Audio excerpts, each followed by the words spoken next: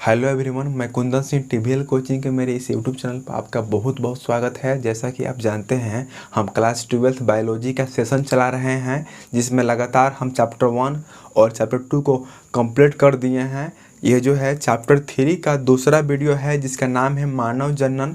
तो इस वीडियो पर आप अंत तक बने रहिए और इस वीडियो से लाभ उठाइए। तो चलिए शुरू करते हैं। जैसा कि हमने इसके पहले वाले वीडियो में पढ़ा था मानव जनन अंग के बारे में, तो हम पुरुष का सभी जनन अंग लाइन बाय लाइन पढ़े थे और स्त्री का भी सभी जनन अंग लाइन बाय लाइन पढ़े थे। इस वीडियो में हम पुरुष के जनन अंगों का बारी बारी से बखान करेंगे, सबका लाइन बाय लाइन से वर्णन करेंगे। तो सबसे पहले हम शुरू करते हैं नर जनन अंगों का संपूर्ण वर्णन। तो पहला जो है नर जनन अंग है विरिसन। क्या है? वृषण। वृषण जो है यह क्या होता है? मानव शरीर में एक जोड़ा होता है, 2 होता है। वृषण की संख्या कितनी है मनुष्य के शरीर में? तो 2 है, ठीक है, एक जोड़ा है। और यह कहाँ होता है? तो उदर गुहा के बाहर दोनों जंघाओं के बीच होता है। कौन? वृषण। वृषण के बारे में जानेंगे। यह नर जनन अंग है, इसकी संख्या 1 जोड़ी होती है। वृषण क्या है? नर जनन अंग है, इसकी संख्या 1 जोड़ी होती है। यह दोनों जंघाओं के बीच होता है। प्रत्येक वृषण लगभग 250 वृषण पिंडकों में बटी होती है। इसी में शुक्र जनन नलिका होती है। प्रत्येक जो वृषण होता है, वृषण के अंदर जो होता है 250 प्लस क्या होती है? शुक्र जनन नलिकाएं होती हैं। और इसी नलिकाओं द्वारा वृषण से शुक्राणु मूत्र मार्ग से बाहर निकलता है। शुक्राणु जो होता है कहाँ होता है? वीर्य में होता है, सीमेन में होता है। और शुक्राणु जो है शुक्र जनन नलिका द्वारा ही मूत्र मार्ग में जाता है और बाहर निकल जाता है। और उसी वीर्य में क्या होता है? शुक्राणु होता है। इसके अलावा वृषण के पिंडक के ऊतकों में रक्त कोशिकाएं, तंत्रिका तंतु तथा अंतरालिक कोशिकाएं, जिसको हम लिडिक कोशिकाएं भी कहते हैं, होती है। इसी से ल्यूटिनाइजिंग हार्मोन मतलब LH, L का मतलब ल्यूटिनाइजिंग और H का मतलब हार्मोन या अंतराली कोशिका उत्तेजक हार्मोन, इसको हम शॉर्ट में ICSH भी कह सकते हैं, के नियंत्रण में नर हार्मोन टेस्टोस्टेरोन एंड्रोजन हार्मोन का स्त्रावन होता है। इस तरह जो होता है वृषण जो होता है हमारे शरीर में, जो वृषण होता है पुरुष के शरीर में, जो वृषण होता है वो कई तरह के नर जनन हार्मोन का भी विकास करता है। ये हार्मोन शुक्र जनन कराते हैं। शुक्र जनन का मतलब क्या होता है? शुक्राणु की उत्पत्ति कराते हैं। इस तरह शुक्राणु की उत्पत्ति होती है। और वृषण जो होता है उदर गुहा के बाहर दोनों जंघाओं के बीच होता है। इसको हम श्रोणि गुहा भी कह सकते हैं। हमारा जो शरीर होता है मुख्य रूप से 3 गुहाओं में बटा होता है। कितने गुहाओं में बटा होता है? 3। एक यहाँ से इसको बोलेंगे वक्ष गुहा, बीच वाले पॉइंट को बोलेंगे उदर गुहा, और सबसे नीचे जो जहाँ जनन अंग है उसको हम बोलेंगे श्रोणि गुहा। इस तरह मनुष्य के शरीर को 3 गुहा में बांटा गया है, वक्ष गुहा, उदर गुहा और श्रोणि गुहा। तो जो वृषण जो होता है श्रोणि गुहा में दोनों जंघाओं के बीच होता है। तो वृषण का कार्य क्या है? वृषण का कार्य है शुक्राणु का निर्माण करना और नर जनन हार्मोन का भी निर्माण करना। नर जनन हार्मोन का भी निर्माण करना और शुक्राणु का भी निर्माण करना किसका कार्य है? तो वृषण का कार्य है। इसको आप याद रखिएगा। वृषण की संख्या कितनी है? 2, एक जोड़ी है। और LH और ICSH नामक हार्मोन किसके द्वारा स्त्रावित होता है? तो वृषण के द्वारा ही स्त्रावित होता है। ऑब्जेक्टिव क्वेश्चन में पूछेगा कि इनमें से कौन सा हार्मोन वृषण के द्वारा स्त्रावित होता है, तो आपको LH और ICSH पर टिक करना होगा। और जो है ना टेस्टोस्टेरोन जो है और एंड्रोजन जो है क्या है? नर जनन हार्मोन है। ठीक है, इसको आपको टिक करना पड़ेगा। जब पूछेगा कि इनमें से कौन पुरुष का नर जनन हार्मोन है, तो आपको टेस्टोस्टेरोन और एंड्रोजन, इसके अलावा LH और ICSH पर टिक करना होगा। तो इस तरह हम अगला पॉइंट देखते हैं जननिक उपकला ऊतक। जननिक उपकला उत्तक। उत्तक के बारे में आप जानते हैं, उत्तक जो होता है एक समान कोशिकाओं के समूह से बना होता है। एक समान कार्य और एक समान संरचना वाली कोशिकाओं के समूह को ही हम उत्तक कहते हैं, टिश्यू कहते हैं। ठीक है, आपको याद होगा लो क्लास में आप पढ़े होंगे, जीव द्रव्य से कोशिकांग का निर्माण होता है, कोशिकांग से कोशिका का निर्माण होता है, कोशिका से उत्तक का निर्माण होता है, उत्तक से अंगतंत्र का निर्माण होता है और अंगतंत्र से हमारे शरीर का विकास होता है। हमारे शरीर में कुल मिला के 8 गो तंत्र है। हम देखेंगे जननिक उपकला उत्तक के बारे में। प्रत्येक शुक्र जनक नलिका जननिक उपकला उत्तक से ही बनी होती है। मतलब हाँ, पुरुष के शरीर में जो शुक्र जनन नलिका जो है वह उत्तक से बनी हुई है। और कौन सा उत्तक से? तो जननिक उपकला उत्तक से बनी हुई है। जननिक उपकला में 2 प्रकार की कोशिकाएं होती है। जननिक उपकला उत्तक में 2 तरह की कोशिकाएं होती है। फर्स्ट में हमको देखना है शुक्र जनन कोशिकाएं के बारे में, और सेकंड क्या है, सटोली कोशिका के बारे में। इस सटोली कोशिका वाला जो टॉपिक है बहुत ही महत्वपूर्ण है, कई बार परीक्षा में पूछा गया है और पूछता भी है, तो याद रखिएगा। जननिक उपकला उत्तक में 2 प्रकार की कोशिकाएं होती है। फर्स्ट में शुक्र जनन कोशिकाएं और सेकेंड में सटोली कोशिकाएं। बारी बारी से दोनों को देखेंगे। तो जो शुक्र जनन कोशिकाएं हैं, क्वेश्चन में ही आंसर है, ये शुक्राणु का निर्माण करती है।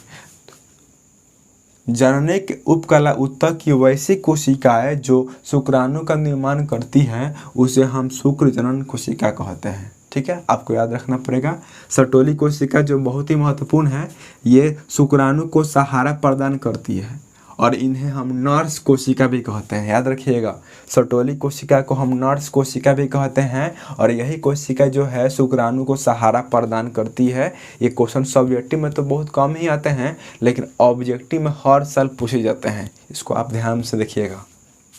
और हाँ, इन सबको स्क्रीनशॉट लीजिएगा, कॉपी में नोट कीजिएगा, बेहतर तैयारी करना है तो। क्योंकि देखिए लॉकडाउन है, कोरोना का काल है, जो संकटग्रस्त स्थिति जो कायम हुई है बहुत ही प्रभावशाली है, बहुत लोग मारे जा रहे हैं।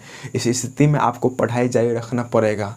आप कभी डिमोटिवेट होते रहिएगा, लेकिन फिर भी मोटिवेशनल वीडियो देखिए, आप मोटिवेट होइए और अपने पढ़ाई को छोड़िए मत, आप पढ़ाई करते रहिए। क्योंकि देखिए आप नहीं पढ़िएगा तो परीक्षा रुकेगा नहीं, परीक्षा तो होना ही होना है। पिछले साल भी कोरोना काल में 5-6 महीने का गैपिंग आया था, फिर भी परीक्षा तो हुआ ना। आप बिहार बोर्ड के स्टूडेंट हैं, आप मिडिल क्लास फैमिली से बिलोंग करते हैं। यदि आप नहीं पढ़िएगा तो आपका परीक्षा होगा। कोई आप CBSE बोर्ड से नहीं पढ़ रहे हैं, आप बड़े बाप के बच्चे नहीं हैं कि आपका पढ़ाई नहीं होगा तो परीक्षा भी नहीं होगा। CBSE बोर्ड में क्या हुआ, बिना परीक्षा के ही पास कर दिया गया, क्योंकि उसमें सभी बड़े बाप के बच्चे पढ़ते हैं, उन लोगों का मंथली ज़्यादा लगता है। हम सभी तो बिहार बोर्ड से पढ़े हैं, इसलिए आप यदि बेहतर तैयारी करना चाहते हैं तो हमारे चैनल से जुड़िए और सारे वीडियो को लाइन बाय लाइन देखिए और उसको कॉपी में नोट कीजिए। आपका बायोलॉजी में 6 पैक नहीं हो गया तो जो कहिएगा सो। और हाँ, अभी वर्तमान में 4-5 सालों का खुशी आगे भविष्य का गम बन सकता है। अभी आप नहीं पढ़िएगा, अभी आप मस्ती कीजिएगा, खुशी मनाइएगा, हमेशा मतलब पढ़ाई से भागिएगा, तो अभी 4-5 साल की खुशी भविष्य का गम बन सकता है। यदि आपको भविष्य में गम से नहीं गुजरना है, खुशी चाहिए, तो अभी 4-5 साल बढ़िया से मेहनत कीजिए, पढ़ाई कीजिए, सफलता आपको अवश्य मिलेगी। आपका भविष्य खुशियों से बीतेगा। यदि 4-5 साल मस्ती करेंगे तो आपको भविष्य में बहुत कठिनाइयों का सामना करना पड़ेगा। इसलिए पढ़ाई कीजिए, क्योंकि 12th में आपका बढ़िया मार्क्स नहीं आएगा तो आपको बहुत दिक्कत होगा, आप किसी भी फील्ड में सही से काम नहीं कर पाइएगा। ठीक है, तो इस तरह हम आगे बढ़ते हैं अगले पॉइंट की ओर। दूसरा, हम पहला भाग पढ़े थे अभी नर जनन अंग का विरेचन के बारे में संपूर्ण हम अध्ययन किए।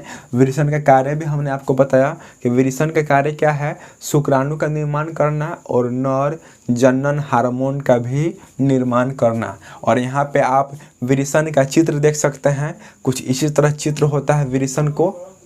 विरेचन का चित्र जो होता है कुछ इसी तरह होता है, ठीक है। इस तरह हम दूसरा चीज पढ़ेंगे, विरेचन कोश।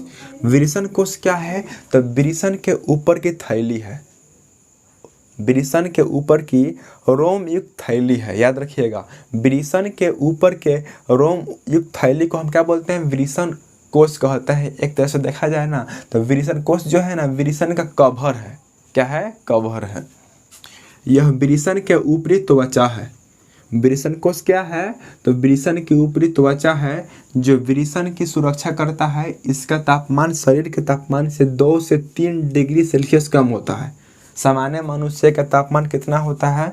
37 डिग्री सेल्सियस होता है। एक स्वस्थ व्यक्ति का, एक सामान्य व्यक्ति का जो शरीर का तापमान होता है वो 37 डिग्री सी होता है, 37 डिग्री सेल्सियस होता है। और जो यदि मान लीजिए किसी व्यक्ति का तापमान, शरीर का तापमान 37 डिग्री सेल्सियस है और मैं पूछूं कि उसका शरीर का विरेचन कोश का तापमान बताइए, तो आप 2 से 3 कम कर लीजिए, 34 से 35 डिग्री सेल्सियस तापमान होगा विरेचन कोश का। जितना शरीर का तापमान होगा उससे 2 से 3 डिग्री सेल्सियस कम होगा विरेचन कोश का तापमान। और यह सिर्फ रचना जो है पुरुषों में होती है, स्त्रियों में नहीं होती है, क्योंकि स्त्रियों में विरेचन होता ही नहीं है। तो विरेचन कोश कहाँ से होगा? पुरुष का यह नर जनन अंग है, ठीक है। तीसरा टॉपिक है शुक्रवाहिकाएं। क्या है? शुक्रवाहिकाएं। इसकी संख्या 10 से 20 है, याद रखिएगा। शुक्रवाहिकाओं की संख्या कितनी है? 10 से 20। ऑब्जेक्टिव क्वेश्चन में पूछेगा कि शुक्रवाहिकाओं की संख्या कितनी है? तो 10 से 20। लेकिन पूछेगा शुक्रवाहिनियों की संख्या कितनी है? तो 2। शुक्रवाहिनी 2 है, शुक्रवाहिका 10 से 20 है। शुक्रवाहिनी 2 है, शुक्रवाहिका 10 से 20 है। शुक्रवाहिका इनकी संख्या 10 से 20 है। ये सूक्ष्म नलिकाएं हैं, नस के रूप में हैं, जो विरेचन जालिका से एपिडिडाइमिस यानी अधिवृषण तक फैली हुई है। शुक्रवाहिकाएं जो है ना विरेचन से लेकर के अधिवृषण तक फैली हुई है और इसकी संख्या कितनी है? 10 से 20। चौथा पॉइंट है हमारा एपिडिडाइमिस यानी अधिवृषण। अधिवृषण, प्रत्येक वृषण में शुक्रवाहिकाएं मिलकर एक वाहिनी बनाती है। प्रत्येक वृषण में शुक्रवाहिकाएं मिलकर एक वाहिनी बनाती है जिसे हम अधिवृषण कहते हैं। और यह शुक्राणु की आवश्यकताओं की पूर्ति करता है। कौन? अधिवृषण। आपको याद रखना पड़ेगा कि जो शुक्रवाहिका से लेकर के और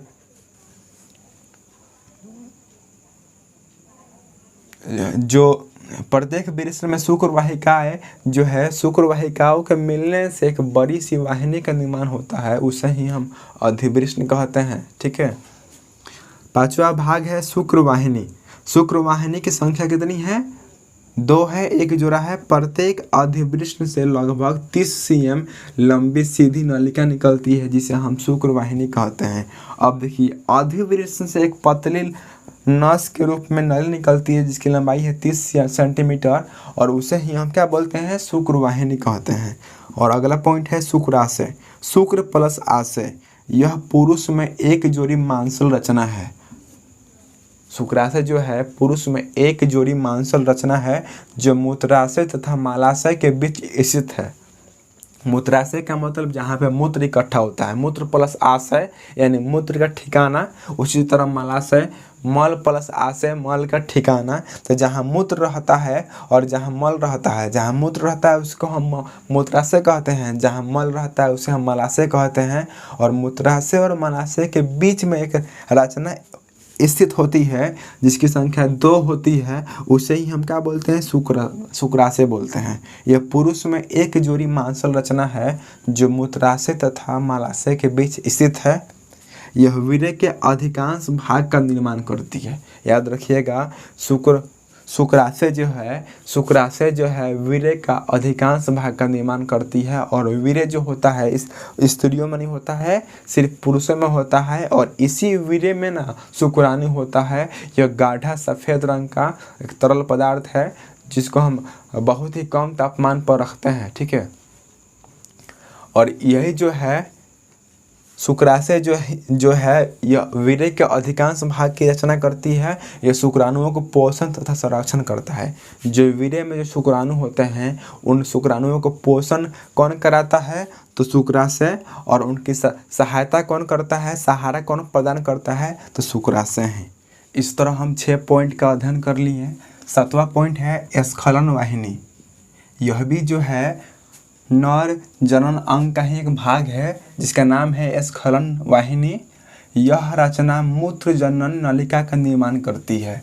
स्खलन जो वाहिनी है इसका कार्य क्या है, तो यह मूत्र जनन नलिका का निर्माण करती है और इसी नलिका के द्वारा मूत्र बाहर निकलता है। और जैसा कि आप जानते हैं मूत्र में 96% क्या होता है, जल होता है, 2% यूरिया होता है और 2% क्या होता है, यूरिक अम्ल होता है। इस तरह 100% हो गया।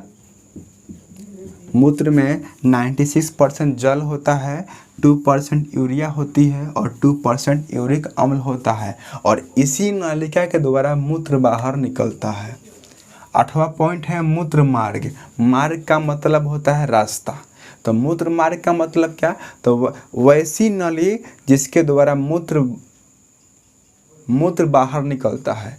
वह हमारे शरीर में स्थित वैसी नली, वैसी नस जिससे होकर मूत्र हमारे शरीर से बाहर निकलता है उसे ही हम क्या बोलेंगे, मूत्र मार्ग कहेंगे। मूत्राशय से एक वाहिनी निकलकर शीशन में खुलती है, इसे ही हम मूत्र मार्ग कहते हैं। अगला पॉइंट है प्रोस्टेट ग्रंथि। प्रोस्टेट ग्रंथि यह भूरे रंग की अखरोट के समान ग्रंथि है। याद रखिएगा प्रोस्टेट जो ग्रंथि है इसका रंग भूरा होता है और यह अखरोट के समान होती है। यह भूरे रंग की अखरोट के समान ग्रंथि है। यह कई पिंडों में बटी है। यह ग्रंथि वीर्य का 25% भाग बनाती है। तो वीर्य का 25% भाग का निर्माण कौन करता है, तो प्रोस्टेट ग्रंथि। आपको याद रखना पड़ेगा प्रोस्टेट नामक जो ग्रंथि है यह ग्रंथि जो है वीर्य का 25% भाग का निर्माण यही करती है। बाकी बचा 75% भाग उसका निर्माण जो है अलग अलग रचना करती है और शुक्राणुओं को सक्रिय करती है। प्रोस्टेट ग्रंथि का कार्य क्या है, तो यह भूरे रंग की अखरोट के समान ग्रंथि है। यह कई पिंडों में बटी रहती है। यह ग्रंथि वीर्य का 25% भाग बनाती है और शुक्राणुओं का निर्माण करने में सहायता करती है और जो शुक्राणु बने होते हैं उसको सक्रिय करके रखती है, मतलब जिंदा करके रखती है, उसको पोषण कराती है और उसका संरक्षण भी करती है। 10वां है काउपर ग्रंथि। काउपर ग्रंथि क्या है, मूत्र मार्ग के दोनों ओर एक छोटी पीले रंग की ग्रंथि होती है जिसे काउपर ग्रंथि कहते हैं। ये क्षारीय द्रव्य का स्त्राव करती है। याद रखिएगा मूत्र मार्ग जो है मूत्र मार्ग के इधर भी और मूत्र मार्ग के इधर भी, मूत्र मार्ग के दोनों तरफ पीले रंग की 2 ग्रंथियाँ होती है जिसे हम काउपर ग्रंथि कहते हैं। और इस ग्रंथि का कार्य है, तो यह जो है क्षारीय द्रव्य का निर्माण करती है, क्षारीय द्रव्य का स्त्राव करती है। 11 नंबर में पढ़ेंगे हम शीशन। शीशन जो है यह नाशपाती के समान रचना है। देखिए शीशन एक होता है, शीशन जो है क्या है, नाशपाती के समान रचना है। यह नाशपाती के समान रचना है जो त्वचा से ढका एक मांसल रचना है। इसमें एक छिद्र होता है जिससे ही मूत्र तथा वीर्य बाहर निकलता है। शीशन जो है यह एक मांसल रचना है जो एक त्वचा से ढकी हुई रहती है और शीशन के बीचों बीच एक छिद्र होता है और उसी छिद्र से मूत्र भी बाहर निकलता है और वीर्य भी बाहर निकलता है।